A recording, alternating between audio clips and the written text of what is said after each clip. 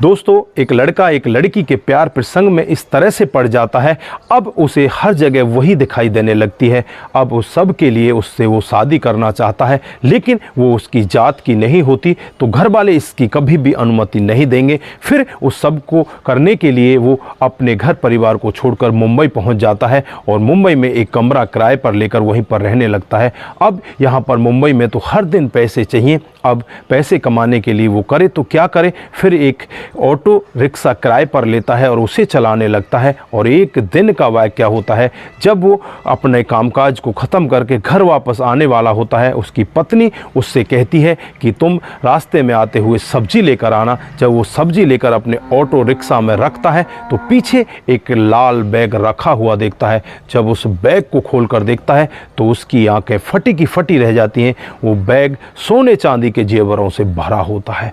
दोस्तों, क्या अब ये लड़का उस बैग को वापस लौटाएगा या नहीं लौटाता, या इससे अपना कामकाज आगे चलाता है? आप भी पूरी कहानी के बारे में जानना चाहते हैं तो वीडियो को जरा सा भी स्किप ना करें, लास्ट तक वीडियो को जरूर देखें। आगे बढ़ने से पहले हमारी वही रिक्वेस्ट कि जो हमारे चैनल के साथ नए हैं, कृपया करके चैनल को फॉलो कर लें, बेल आइकन को जरूर प्रेस करें। नमस्कार, जय हिंद। आप देख रहे हैं APH न्यूज़ राहुल रावत के साथ। तो दोस्तों, आज की जो हकीकत की घटना आपको बताने जा रहा हूँ, एक लड़के की हकीकत की घटना है जिसका नाम अरुण होता है, जो उत्तर प्रदेश का रहने वाला होता है। दोस्तों, वो अपनी प्रेमिका को लेकर मुंबई पहुंच जाता है। मुंबई के एक एरिया में रहने लगता है और वहां पर वो धीरे धीरे अपने कामकाज को आगे बढ़ाने लगता है। दोस्तों, वहाँ पर अब उन्हें पैसे की ज़रूरत होती है, तो कुछ पैसे उनके पास होते हैं और कुछ लोन ले लेता है। फिर वो एक ऑटो रिक्शा खरीद लेता है। ऑटो रिक्शा खरीदने के बाद धीरे धीरे अपने कामकाज को आगे बढ़ाने लगता है।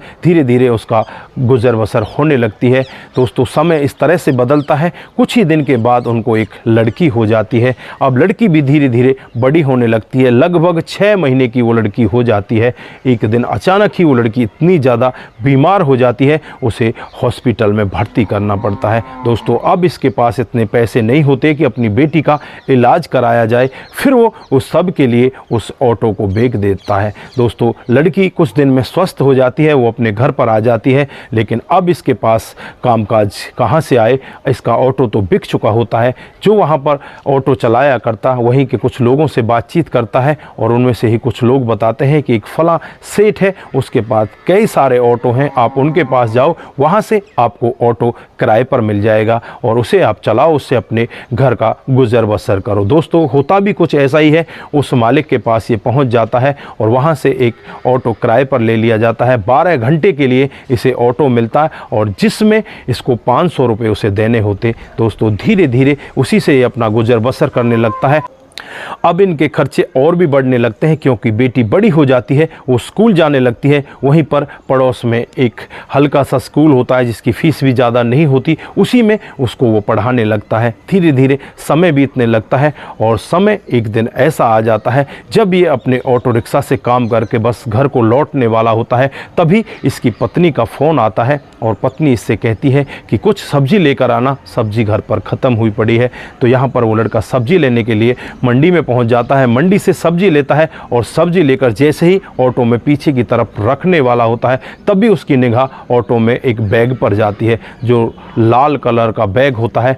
जब उस बैग को खोलकर देखता है तो इसकी आंखें फटी की फटी रह जाती हैं। वो बैग सोने चांदी से भरा हुआ था। दोस्तों, एक बार तो इसे ऐसा लगता है कि पता नहीं कौन व्यक्ति इसको छोड़कर चला गया, लेकिन ये बहुत ही ज़्यादा ईमानदार होता है। भी अपने दिमाग में जोर देने लगता है कि कौन कौन इस तरह के लोग आए थे, किसने ये बैग रखा था।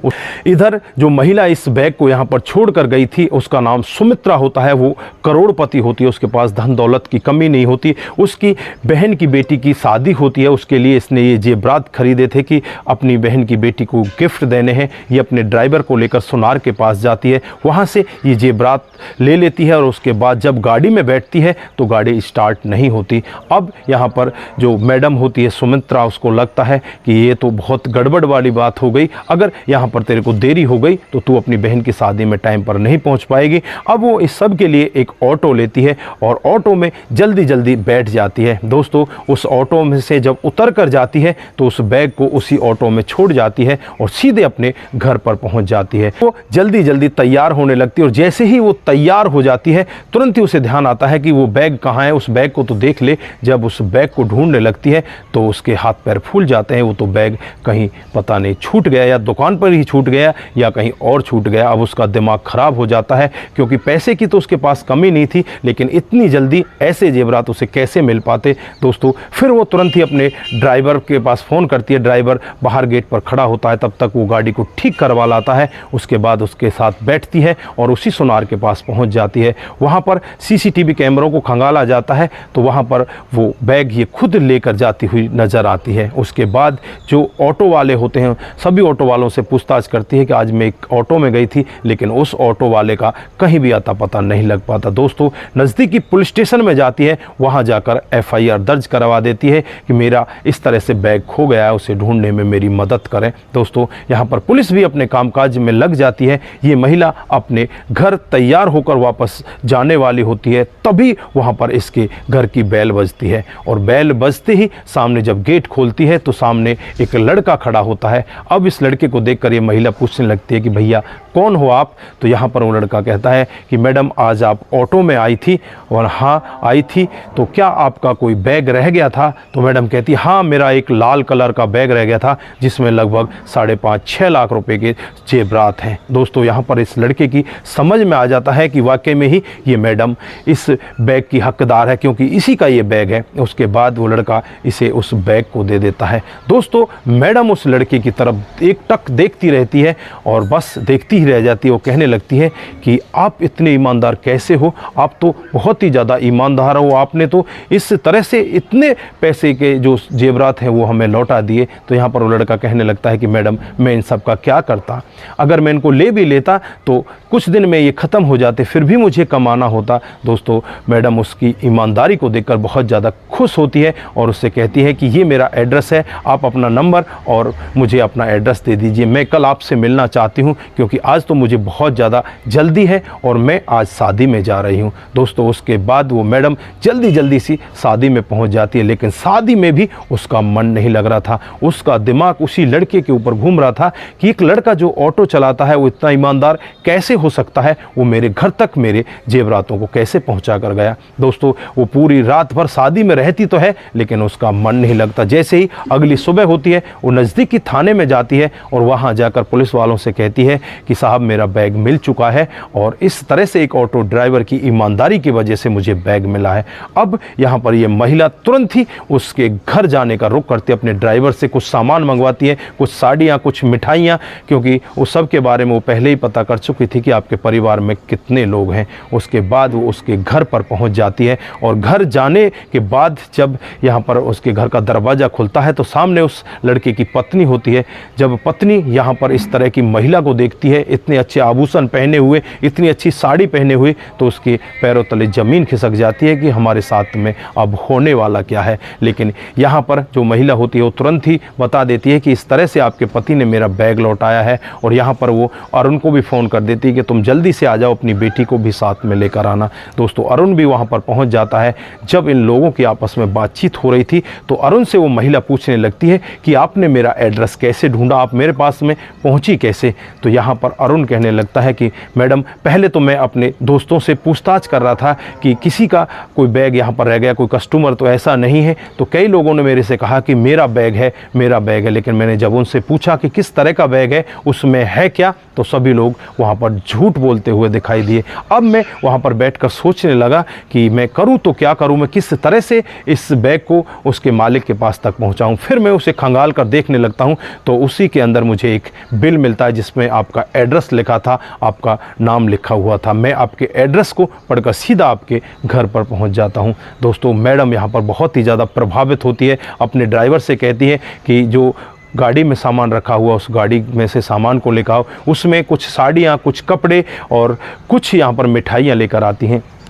इन लोगों को देने लगती हैं तो ये लोग मना करने लगते हैं। अरुण यहाँ पर मना करता है कि मैडम हमें ये सब नहीं चाहिए, इस सब की क्या ज़रूरत है। तो यहाँ पर मैडम कहती है कि ये आपका इनाम है। उसके बाद मैडम इनसे इनकी पूरी कहानी पूछती है तो ये लड़का अपनी पूरी कहानी बताता है, किस तरह से इस लड़की से इसको प्यार हुआ, उसके बाद ये लड़की को लेकर यहाँ आ गया, उसके बाद इसकी बच्ची हो गई और इस तरह से उसका जो ऑटो है वो भी बिक गया। ये किराए का ऑटो पर अपना काम काज किया करता है। दोस्तों मैडम की आंखों में भी आंसू आ जाते हैं उस ईमानदार लड़के की ईमानदारी को देखकर। उसके बाद उसकी बेटी के लिए वो कहती है कि मैं इसे एक अच्छे स्कूल में पढ़ाना चाहती हूँ, आज से ये बेटी मेरी है, ये मेरी जिम्मेवारी है, आज से इस बेटी का भरण पोषण मैं करूँगी। लेकिन यहाँ पर अरुण बहुत ही ईमानदार होता है, वो कहता है कि मैडम ऐसा मत करो, नहीं तो हमारी बच्ची सोचेगी कि हम उसके लिए कुछ नहीं कर पाए। तो यहाँ पर जो मैडम होती है वो कहती है कि मैं भी तो इसकी माँ समान हूँ, मैं अपनी बच्ची के लिए कुछ करना चाहती हूँ, तो तुम्हें क्या परेशानी है। यहाँ पर जो अरुण की पत्नी होती है वो भी अरुण को एक बार के लिए रोक लेती है। फिर यहाँ पर जो मैडम होती है इस लड़की का एक अच्छे स्कूल में एडमिशन करा देती है, वहाँ पर इसकी फ़ीस वगैरह जो भी सामान वहाँ पर इसको दिलाना होता है वो सब कुछ दिला देती है। और अगले दिन इस अरुण को अपनी ऑफिस में बुलाती है कि तुम मेरी ऑफिस में आ जाना, ये मेरी ऑफिस का एड्रेस है। दोस्तों अगले दिन ये अरुण अपने ऑटो रिक्शा को लेकर उसी ऑफिस में पहुंच जाता है। मैडम इसे देखकर बहुत खुश होती है, इसे बिठाती है, इसे पानी वानी पिलवाया जाता है और अपने मैनेजर से कहती है कि एक ऑटो अभी ख़रीद कर लेकर आओ और वो हमारी कंपनी के अकाउंट से ख़रीदना है। लेकिन यहाँ पर अरुण मना करने लगता है, मैडम जी ऐसा क्यों कर रही हो। तो यहाँ पर मैडम कहती है कि इसमें कुछ ज़्यादा नहीं है, आप बहुत ज़्यादा ईमानदार हो और आपको तो इससे भी ज़्यादा सम्मान मिलना चाहिए, मैं तो आपको बहुत कम दे रही हूँ। दोस्तों उसके बाद उसे एक ऑटो दिलाया जाता है, जो ऑटो उसका खुद का हो जाता है, उसके नाम पर ही उस ऑटो दिला दिया जाता है। वो बहुत ही ज़्यादा खुश होता है और अपने घर चला जाता है। दोस्तों यहाँ पर जो ये मैडम होती है सुमित्रा, वो उसकी बेटी की पढ़ाई लिखाई का ध्यान रखा करती और समय समय पर उन लोगों से मिलने के लिए जाया करती। जब पुलिस वालों को भी सब के बारे में पता चलता है तो पुलिस वाले भी उस ऑटो ड्राइवर का स्वागत करने के लिए उसके घर पर पहुंच जाते हैं। तमाम तरह की मीडिया वहां पर पहुंच जाती है, सभी लोग उस ऑटो वाले का स्वागत करने लगते हैं कि ये ऑटो वाला इतना ईमानदार कैसे हो सकता है। दोस्तों यहाँ पर उस ऑटो वाले की ईमानदारी के ऊपर भी सवाल उठने लगते हैं कि क्या कोई ऑटो वाला जो इतना गरीब है वो ऐसा ईमानदार कैसे हो गया। दोस्तों यहाँ पर जब उस ऑटो वाले से बातचीत की जाती है, बस वो यही कहता है कि परमात्मा ने हमें जो दे रखा है हम उसी में खुश हैं, हमारी चाहत ज़्यादा नहीं है, इसलिए हम ईमानदार हैं। दोस्तों चारों तरफ उस ऑटो ड्राइवर की वाहवाही होने लगती है। तो ये रही आज की हकीकत की कहानी। आप लोगों को कैसी लगी? अगर आप लोगों को ज़रा सी भी प्रभावित करती है, ज़रा सी अच्छी लगती है तो दोस्तों के साथ ज़रूर शेयर करके जाएं। दोस्तों आपका एक शेयर हमें आगे बढ़ाता है। नमस्कार, जय हिंद,